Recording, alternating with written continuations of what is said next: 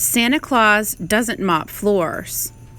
Chapter 8, Magic.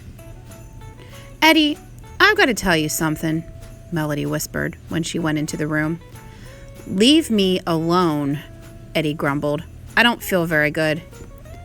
But I've got to tell you about Mr. Jolly, Melody insisted. He's magic. What are you talking about? Eddie said. His face looked greener than the Christmas paper chains that decorated the room. Mr. Jolly cleaned up the whipped cream mess already, Melody whispered. Nobody could have cleaned it up that fast, Eddie muttered. Nobody but Santa, Melody whispered. Mr. Jolly may be fast, but he sure isn't Santa Claus. Even if there was a Santa Claus, he sure wouldn't be a big fat janitor. Eddie groaned and laid his head down. Maybe every year Santa goes to a different school and gets to know the children there, Melody wondered out loud. Yeah, Eddie squeaked, and maybe the Easter Bunny is the old lady that burns the hamburgers in the cafeteria.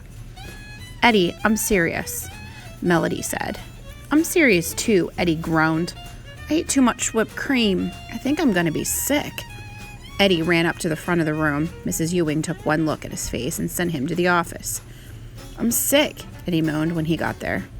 Too much whipped cream will make anyone sick, Mr. Jolly laughed from one side of the office.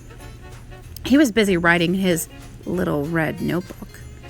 I haven't been eating any whipped cream, Eddie lied. I think I may have the flu. I need to go home. I'll call your dad right away, the secretary told Eddie.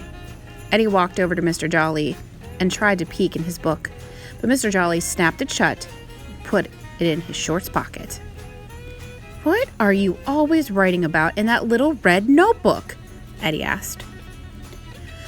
Oh, I like to notice things about people and write them down, Mr. Jolly said. In other words, Eddie said, you're spying. I wouldn't exactly call it spying, Mr. Jolly said, smiling. I just call it observing. Did you observe something about me? Eddie asked. As a matter of fact, I did, Mr. Jolly said. I noticed that you don't believe in Christmas or Santa Claus. Christmas is for little kids, and even if there was a Santa Claus, he couldn't bring me what I want for Christmas, Eddie said as he rubbed his aching stomach. And what is it you want? Mr. Jolly started to ask, but before he finished, Eddie couldn't hold the whipped cream anymore. Out it came, along with most of Eddie's breakfast, all over Mr. Jolly's feet. Mr. Jolly's big ring of keys jingled. The secretary rushed Eddie to the bathroom. In a few minutes, Eddie and the secretary came back into the office.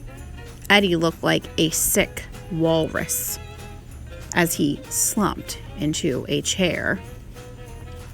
The secretary didn't look too great either. She glanced at Mr. Jolly's clean tennis shoes.